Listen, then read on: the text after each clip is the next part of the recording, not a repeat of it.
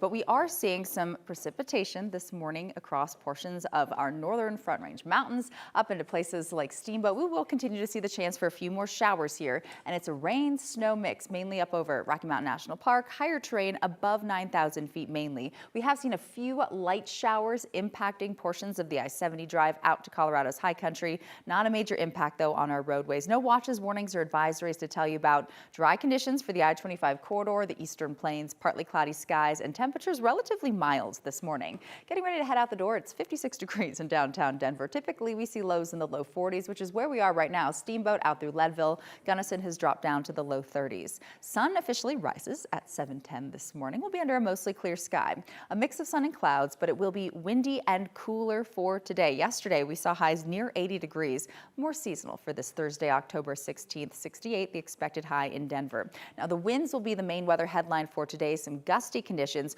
We'll talk more about our next chance for precipitation. It's a front racing through today. We have some pretty pleasant fall-like weather, though, on tap through the end of the week. Jordan. All right, Katie, thank you. This morning, a police dog in Colorado Springs is recovering after getting stabbed on the job yesterday morning. Colorado Springs police sent Canine Rome into a home with his handler as they responded to a report of someone violating a protection order. That is when police say the man that they were looking for repeatedly stabbed the dog. The dog was taken to an emergency vet and at last check was undergoing surgery. Officers hit the man accused of stabbing the dog with a chemical irritant. They also tased him. He is now in custody. Police say that he's going to face charges for the attempted killing of a police service animal.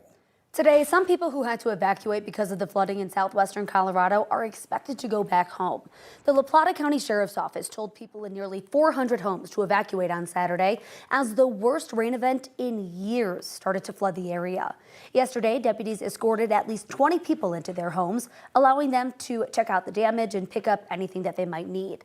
At least 90 homes have some kind of water damage. 2 homes are a total loss, but those homes were actually destroyed by heavy equipment with the permission of the homeowners.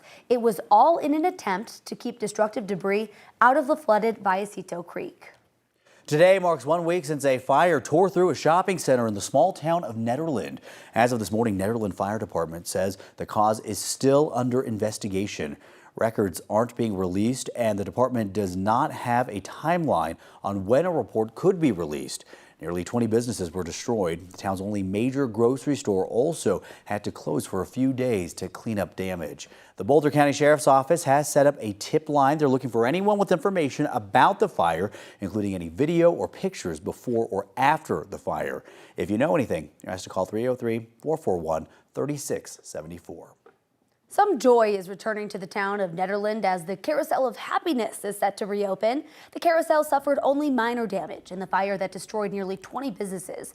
It's been in the town since 2010, but its history dates back more than 100 years. The nonprofit that manages it says last week's fire was the 4th that it survived. When it reopens today, people who live in Netherland are going to be offered free rides. In just a few hours, the Clear Creek County Sheriff will speak about a suspect pursuit where 2 people died, including the suspect. Colorado State Patrol identified the other victim as a 51-year-old man from Arvada. 9 News reporter Janelle Finch joins us live from Georgetown this morning with what led up to the pursuit. Good morning, Janelle. Good morning, Lauren. The sheriff's office identified the suspect as 29-year-old Christopher Moore. 9 News investigates found that Moore was on parole from Colorado's prison system at the time of the pursuit and deadly crash. 9 News investigates obtained records confirming Moore was previously arrested and convicted for crimes including auto theft, burglary, and drug possession. Clear Creek County deputies believe Moore broke into 25 cars in Summit and Eagle counties over the last 2 weeks. Tuesday afternoon, deputies identified and pursued Moore near Floyd Hill. According to CCSO, they deployed stop sticks on the off-ramp from I-70 to Highway 6, and deputies say Moore ran over those sticks and drove on deflated tires on Highway 6 East. Investigators say he crossed into oncoming traffic and hit another car. CCSO says the driver went off the road and into Clear Creek, where he died on scene. CSP identified him as 51-year-old Stephen Ainsworth. CCSO says Moore later died from his injuries. Deputies also say a 27-year-old woman was injured while in the suspect's vehicle during this crash. We will be here for the sheriff's press conference at 9:30, which we will bring to you on 9 News. Live in Georgetown, Janelle Finch, 9 News. Janelle, thank you. This November, voters are going to be asked 2 questions on how to keep funding free school lunches. Propositions LL and MM both deal with paying for free meals for all students.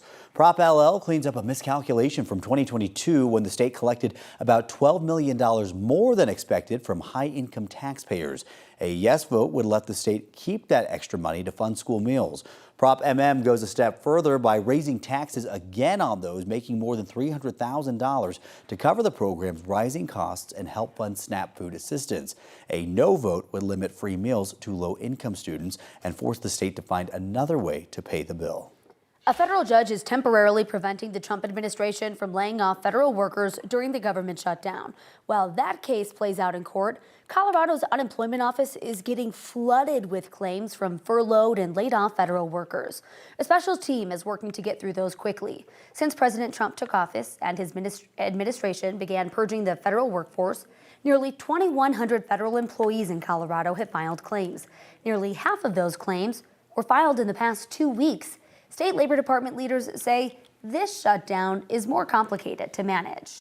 That is different from previous shutdowns because we want to be able to distinguish as much as we can between those federal workers who are out of work since January for other reasons like the reduction in workforce or because of the shutdown.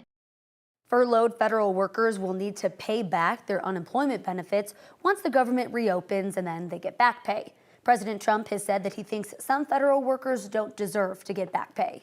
Week 3 of the government shutdown means week 3 without pay for federal workers. We spoke with a civilian employee at Buckley Space Force Base who is working without pay. He wants to remain anonymous for fear of retribution, but he said that he wants people to understand the real impact this shutdown has on more than 1 million federal workers just like him. This is not the first time this man has been through a government shutdown, but he says this time is different. In the past, furloughs ensured that those who are working got paid, but that is up in the air now. He said he is going to have to take out a loan to make up for the missed paychecks. The problem is that neither side is willing to give. We're just pawns in the middle of this. I'm glad they're able to pay the military, but that leaves the rest of us federal employees, we're pawns. He told 9 News that he got 60% of his pay last month and has not been paid at all in October. He's not sure how sustainable this is for himself or any federal employee.